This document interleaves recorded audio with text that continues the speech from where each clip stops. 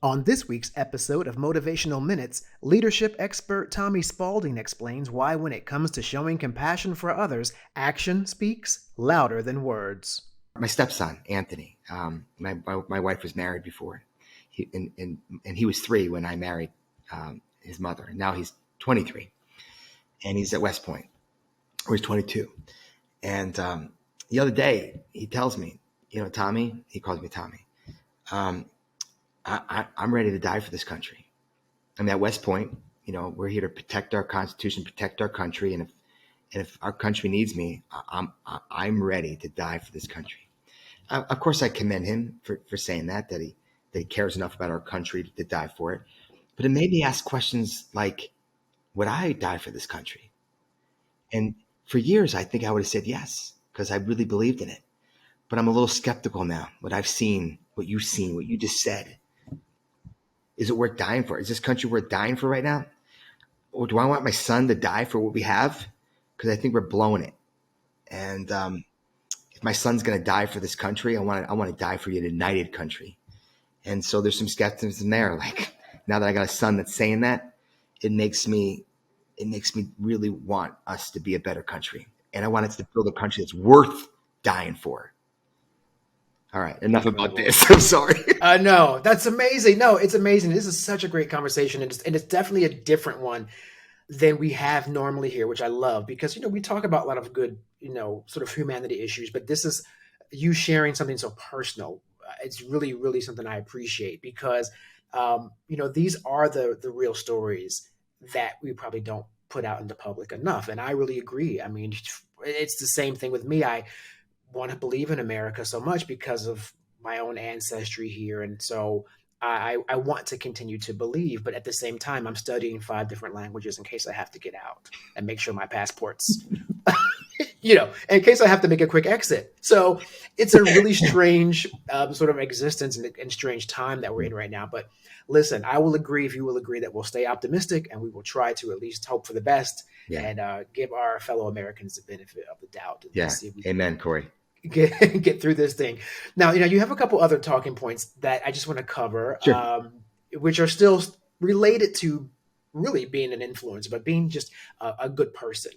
And I want to go through a couple of them. And this one ties so well into what we've just discussed, which is being intentional with our interactions and listening.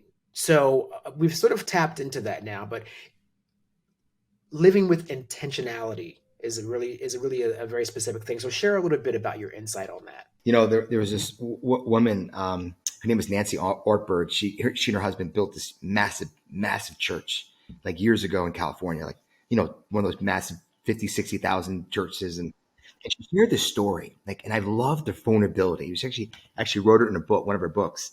Talked about when church was really young, her job was to go out to the community and find, people in the church that were really in need. And she heard about the single mom that that really needed some help. And so she got permission and drove over to her house and got a padded piece of paper and parked in the driveway and saw that the house needed to be painted, and came to the doorbell. The doorbell's hanging off. The doorbell needs to be fixed, and the weeds are high. Needs some landscaping. Meets this amazing single mom with 2 kids and a couple of kids grabbing at the legs. She walks in the house and the place is a mess. Needs housekeeping, and furniture is old, and goes in the kitchen. The refrigerator is empty. No milk, no protein, no. I mean, she just takes this laundry list of things, and this single mom was so forthcoming and how tough times are ahead. And she thanks, this lady, and she gets her in her car, and Nancy's taking notes. She's, we got to do this. We can do this for them, and fix up this roof. The roof is fixing, and get this little, get some food in the refrigerator. And she spends about an hour putting this list together. Right. And then she says, you know what I did next? And then it said, nothing. I did nothing. I got home. My husband and I had an argument. My kid had the flu. We had a board meeting at our church that went a little sour, and we had stress going on. And that little piece of paper just got lost in life. I did nothing. I love Nancy's vulnerability because I think it's answering your question, Corey. We have the greatest intentions. Our hearts are good. We want to help people, but then life gets in the way. right?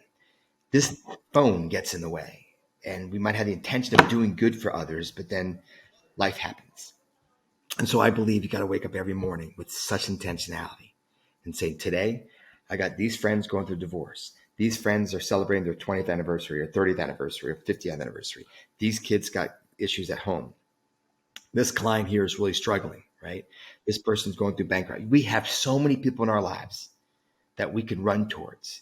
But you got to wake up every day and say, I'm going to carve out time every day, write handwritten notes, make phone calls, and just serve, right? Intentionality is everything. You can have all the dreams of helping and serving other people, but if you don't walk your talk and have the intentionality of doing that, we fall back into the selfish mindset of just looking down our phones, answering emails, getting work done, and going through life. And I just think your stadium is never going to be filled with people clapping and thanking you unless you lift your head up and take the time and actually walk your talk. Subscribe today for more inspiration on the go.